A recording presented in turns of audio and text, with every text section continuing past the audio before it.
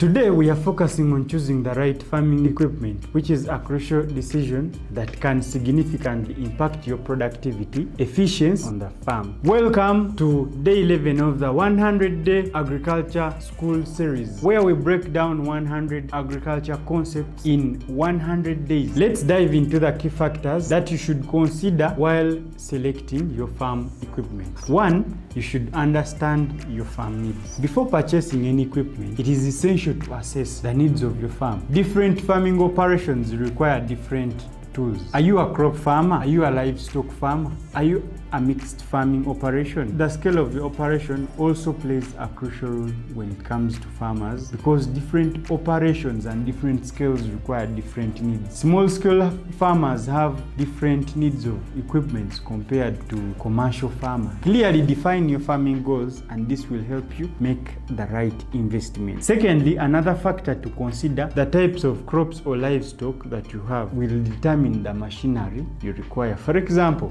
grain farmers need tractors, planters, harvesters, and irrigation systems. Dairy farmers require milking machines or milking robots, feeders, cooling tanks, and so on. Poultry farmers may often need incubators, feeders, and automatic watering systems. You need to clearly understand what kind of operation you're going to run, the crops or the animals you're keeping. 3. The land size and the terrain of that land. The land size of your farm determines quite a lot. It determines the type and the size of the machinery you need. Smaller plots of land may often require smaller hand tools like hoes, while large farming operations need farming equipments that are quite heavy, like combined harvesters and so on. Additionally, terrain matters, because hilly or rough terrains require specialized equipments like tractors with higher horsepowers, better traction. The other fact that you should consider when choosing equipment is budget and cost efficiency. It's important to weigh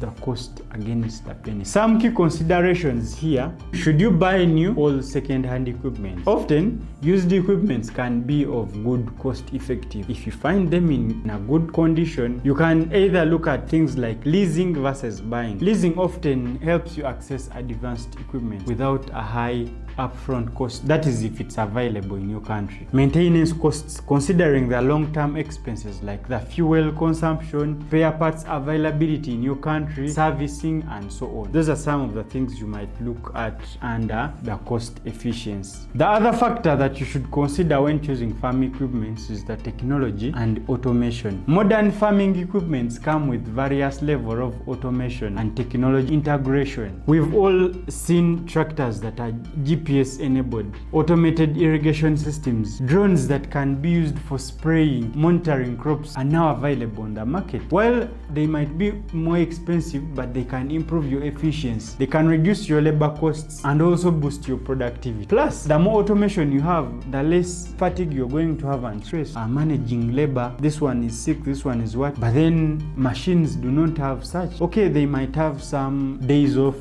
for service and so on, but the cases are quite rare compared to machinery. That is something you need to look at. The other factors we consider when choosing equipment is the availability of spare parts and the maintenance. We've all had, most especially in African countries where a lot of people like Toyota cars, the major reason is they say spares are available wherever you are, someone can service it and so on. So buying equipment that lacks spare parts and professional servicing in your area can be a costly mistake. Always check whether the spare parts are available locally, and if you have trained technical people to repair them in your area, or if they have service centers in your area. That is something you should also look at. Another factors we should consider when choosing farming equipment is the fuel efficiency and environmental impact of that machinery. With these rising costs of fuel and environmental concerns, it's key to choose something that is fuel efficient and eco-friendly. This is vital. Electric and solar powered equipments are becoming more popular due to lower costs of running. You buy once, you just put in the sun, and then it runs, it pumps for you water and so on. So this is something you can look at because it saves you the later costs. The other factor we consider is the ease of operation and labor requirements. Some equipments require skilled operators while others are user-friendly. You buy and in a few months you can learn. If you and your workers lack experience with certain type of machinery, you may need additional training or opt for simpler machines that can be learned easily. The other factor you should consider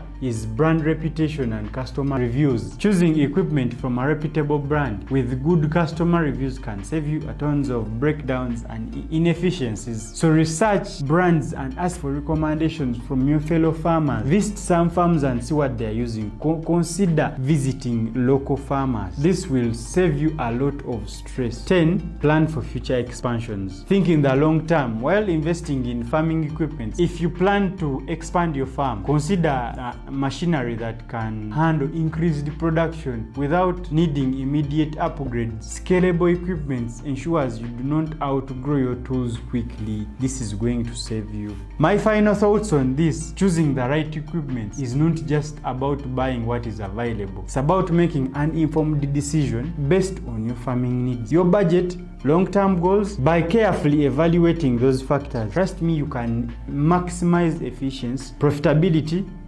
while avoiding costly mistakes. So that is it for today's episode on choosing the right equipment. Stay tuned for day 12 of the 100-day agriculture school series. Thank you for watching this series. If you found it useful, don't forget to like, follow, and subscribe for more episodes like this.